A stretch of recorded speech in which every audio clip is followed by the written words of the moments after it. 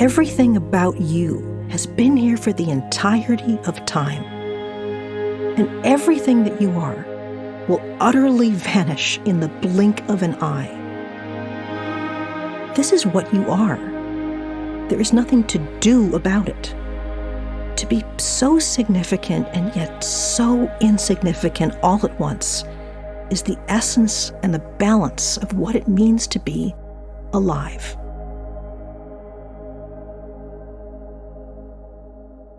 I've always loved looking up at a clear night sky, full of stars, space, and questions.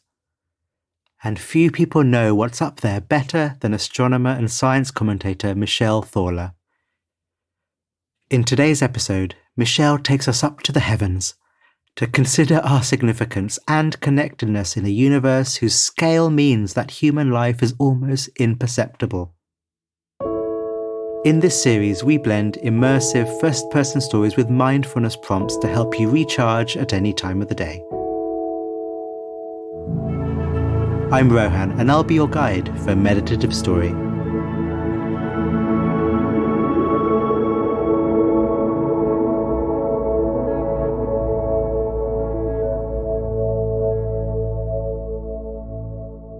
From time to time, you'll hear me come in with a brief prompt.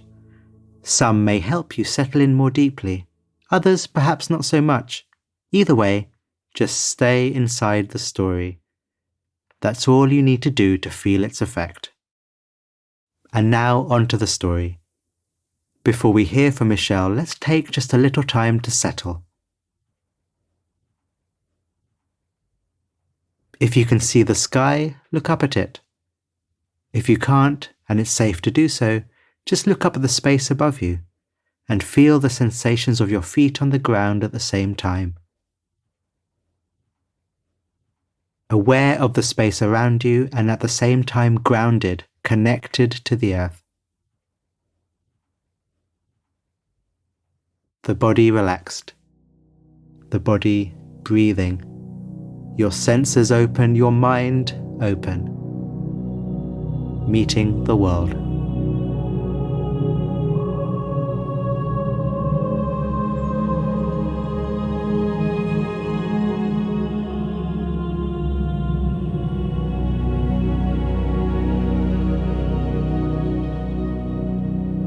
For nearly my entire life, I have felt lonely. I have no memory of when this started, and now I have no idea what it would be like to experience a single moment of my life without it. I constantly struggle with feelings of isolation from other people, from myself, from life. But for as long as I can remember, there's one place I don't feel lonely. Under a clear, star-filled sky.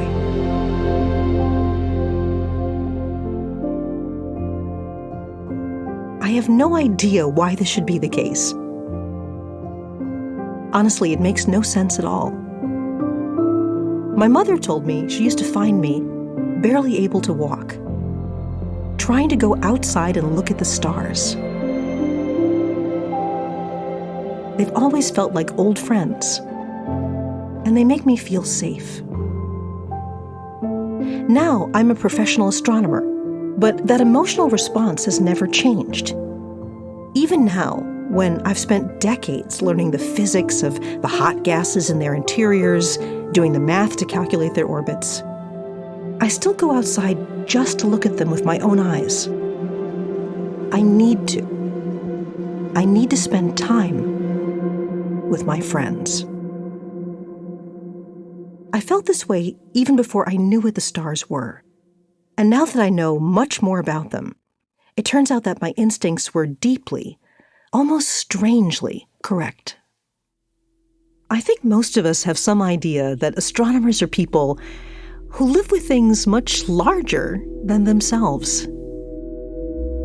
Stars are huge, almost unimaginably so, and the distances to them intractable. And that's the smallest end of the astronomical scale. Galaxies are larger still. Monsters too vast to comprehend. elegant rotating disks of hundreds of billions of stars, uncountable trillions of miles across. Scales of time are everywhere around you, too. We study the lives of the stars, although a human lifespan to them is like a tiny two-winged midge that is born, breeds, and dies in a day. Some stars live only a few million years, a fast, intense life in stellar terms, while others will live longer than time has yet existed. But stars honor a life cycle like everything in the universe. They are born, live, and die. And we are a consequence of this cycle. I would not be standing here looking up at the sky had not generations of stars lived and died to bring me here to this moment. This is an incredible thing to know, and it remains my favorite single fact. At the beginning of the universe, only the very simplest atoms existed. Nowhere in the entirety of space was there a single bit of the stuff that makes you into the being that you are. No oxygen, carbon, calcium. Deep in the core of stars, simple atoms are fused together into larger, more complex ones. The largest ones are not easy to make. They take the death of a star.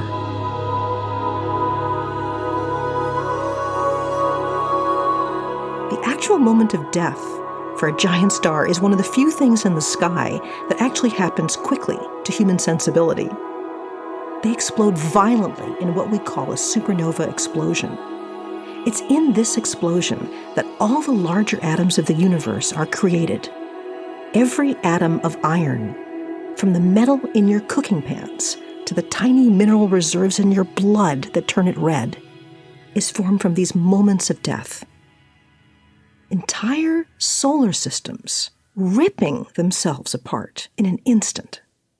An instant. And you can see these all over the sky on a dark night in California. Perched in the hills on the outskirts of San Diego, the Mount Palomar telescope is a grand relic from the middle of the last century.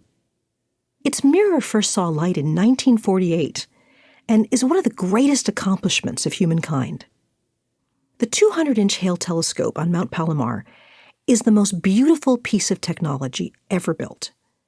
Unlike today's telescopes, which are certainly more powerful, the Hale is breathtakingly elegant. The classically proportioned dome is large enough to cast the central behemoth into shadow.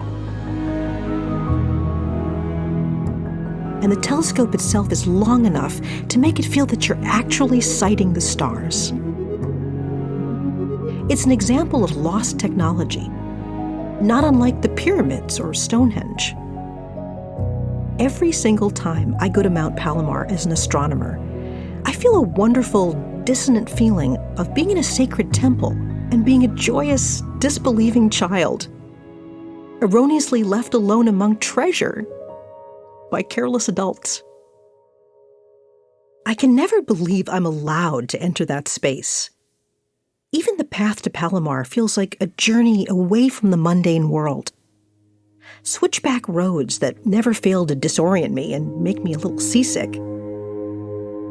A desert that gives way to tall trees and far vistas around each turn. The smell of pine and dust on the way up. Then I open the doors of the observatory and I'm greeted by the scent of marble hallways and the mellow old grease that coats the vast gears under the floor that have turned the telescope to track the stars for 70 years. I set up my experiment for the night, which requires the giant eye to stare at the same tiny part of the sky for many hours. And I settle in for a long night.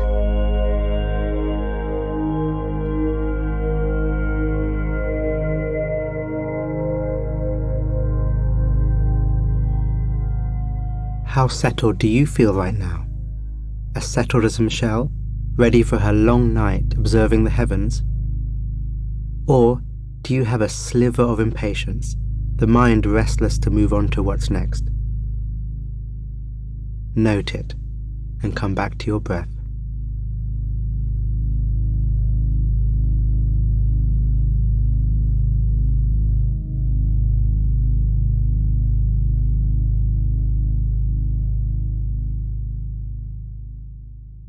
With some time to spare, I go outside to walk around the dome, scan the sky for any approaching weather, and honestly, just enjoy the moment with the unaltered night sky.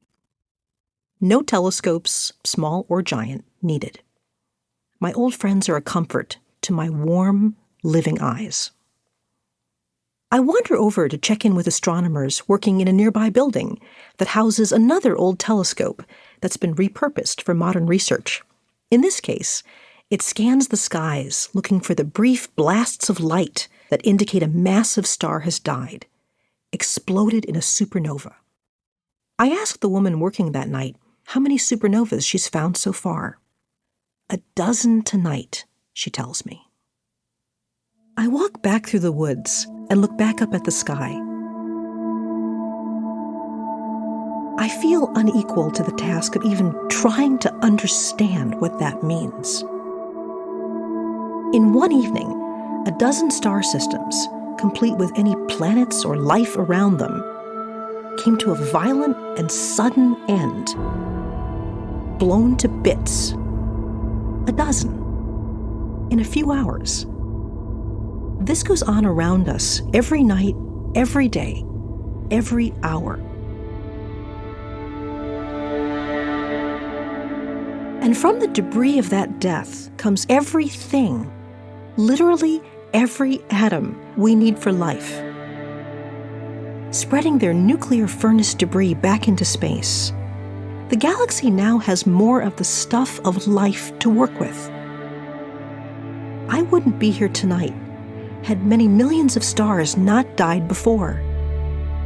Some atoms in my body were formed literally 100,000 trillion miles away from where I sit tonight.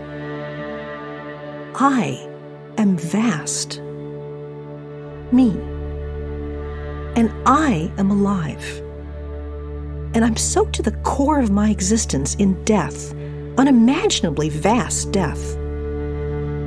Birth and death bonded together cheek to jowl, so tightly that one leaks into the other across a galaxy. That is what I am. That is what you are.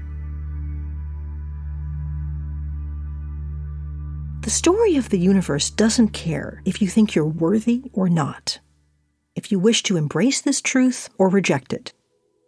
There is no possible way for the universe to judge you. None of our human-made barriers or classifications exist.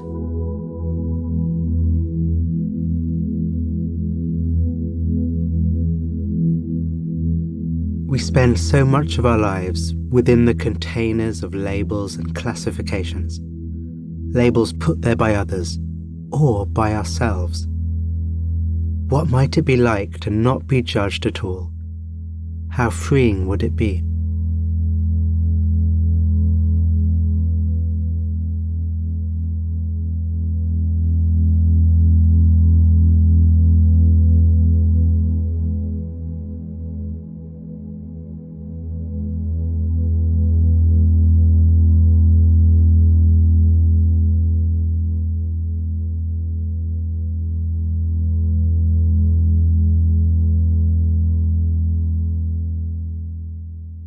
Often, I feel overwhelmed with even my small, limited perception of the larger universe and my deep connection to it.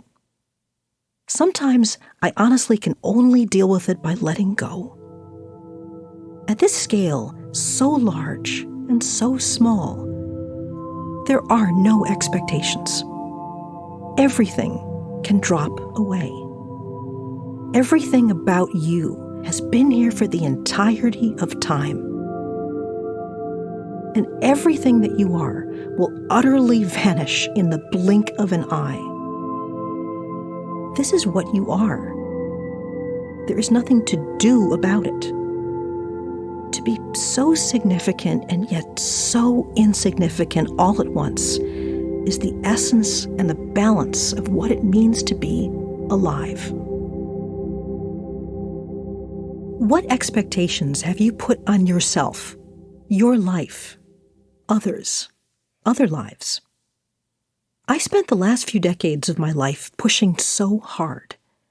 I constantly feel inadequate, not smart enough, not hardworking enough, just plain wrong. I constantly yearn to feel accepted, be part of a family. I crave connection and intimacy. These feelings have led me to try to hold on to people too fiercely, fall in love too quickly, fear change too intensely. At times, it has driven people away. I learned to push my emotions so deep down, I couldn't even feel them anymore. I thought this was being strong, and I was proud of my control. The only problem was, it didn't work. I became more and more stressed, then pushed harder and harder until it all came crashing down, and I had to, for the first time in my life, actually listen to my feelings. This is also the universe trying to know itself. There's nothing less perfect about your real, authentic self, no matter your expectations. You can just let go. You can even let go of the shame of not being able to let go. Don't let this be another way to judge yourself. The loneliness and fear and insecurity are still here with me, and always will be. And they are also part of the lesson the universe is trying to learn through my tiny life. The universe doesn't care about the definitions, limitations, and expectations you've put on yourself. You are part of it just by existing. And so is everyone around you, as well as everything around you. Every bird and flower and rock and wave. You can just let go. It's not always easy, but you can just let go.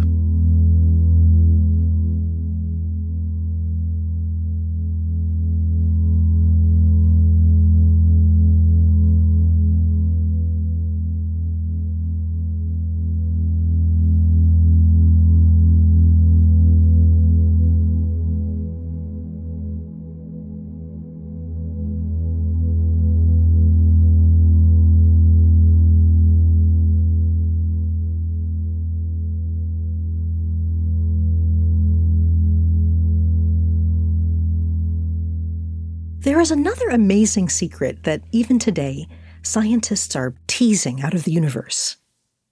For more than 100 years now, going back to the work of Albert Einstein, we have begun to understand that time is not a progression, not a river that runs in one direction.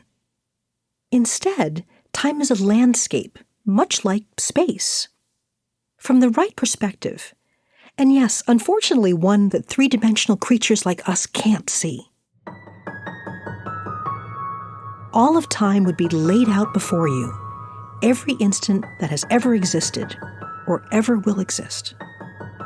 There's really nothing more real about this moment right now than moments that are billions of years in the future or millions of years in what we think of as the past. Not only am I made of life and death, but I am individually all those things at once. The earth has not formed yet.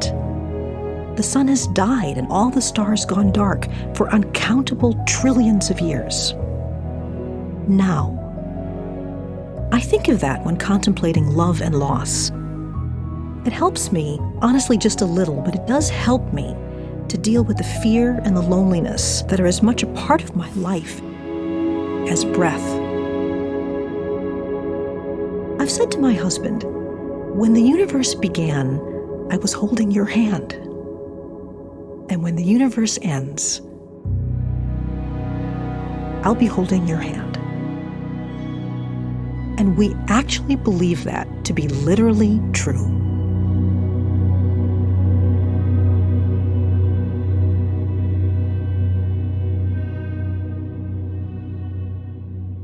We've reached the end of Michelle's story. The nighttime sky has long been a source of awe and wonder. There's something about looking up and connecting with that vast expanse above that dilutes and reframes whatever issues we're dealing with at the time. Michelle put it beautifully. The universe isn't moved by whatever limitations we put upon ourselves. We are a part of it all the same, held in its vastness, part of that vastness, made of it even. So, with your permission, let me guide you through a meditation flowing from that theme. If it's safe and comfortable to close your eyes, then please do so. And if you can't right now, that's totally fine. The practice will still work for you. But you might want to try it again at a time when you can be still with eyes closed. That might be fun. Okay. Relaxing your body. Relaxing your mind. Letting your eyelids rest softly closed if that's okay. Your face, your hands, your belly relaxed. And as you relax, let your attention settle on the inner cinema screen of your mind, the screen of your imagination. Begin by picturing yourself in the space that you're in, just as it is. Imagine the setting, the layout, and feel yourself really inhabiting that place.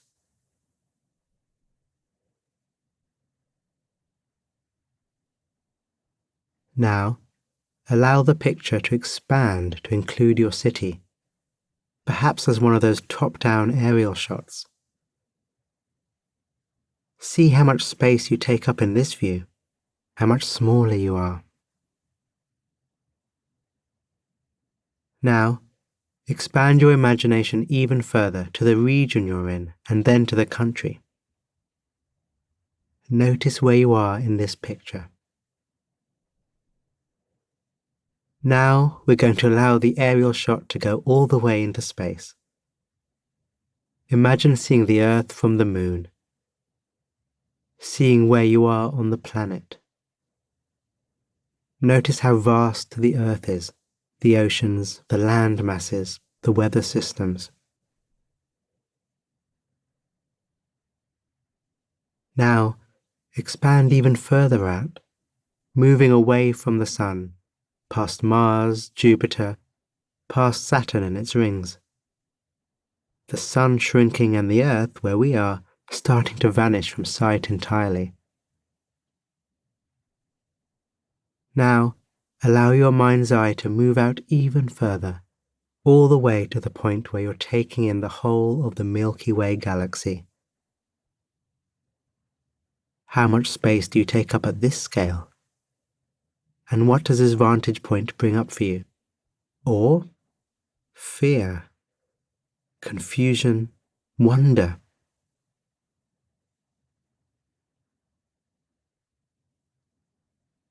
During this whole thought experiment, every single thing you've imagined has been in your mind. You didn't physically travel out to the edge of space. You imagined your way through a series of complex thoughts. So, notice that as you sit, stand, or lie here, not only are thoughts arising in your awareness, but so is every other aspect of your experience. Sights, sounds, smells, and tastes. The sensations of your body. They all wash through your experience. Sensations which arise, stick around for a while, and then move on. Notice how not a single thing arises outside of your experience. All of this is happening in your awareness. Furthermore, it's the only experience you've ever known. Can you think of anything that you've ever known which you didn't know through your direct experience? From this vantage point, every single thing you've thought, felt, or known has arisen within this human experience of ours. Anything you can imagine as being outside of it, including the vast magnitudes of space, arises as a thought within this experience. We are the universe knowing itself. We are made of stars. So, if it helps to remember that when faced with something which closes down our sense of wonder, which contracts us, then my invitation would be to do so. And I'm sure that Michelle would agree.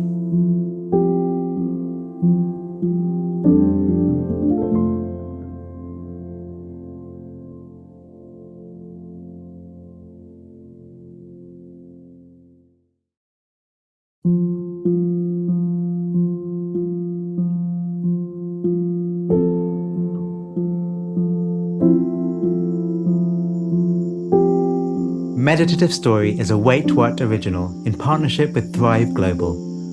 The show is produced at the studio inside SY Partners in New York. Our executive producers are Darren Triff, June Cohen, Ariana Huffington, and Dan Katz. Our producer is Sabrina Fahi. Our supervising producer is Jai Punjabi.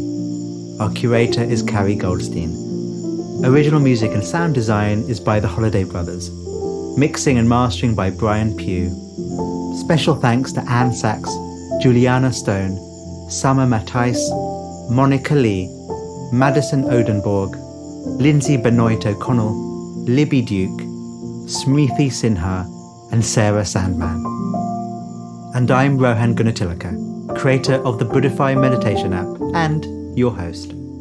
Visit meditativestory.com to find the transcript for this episode.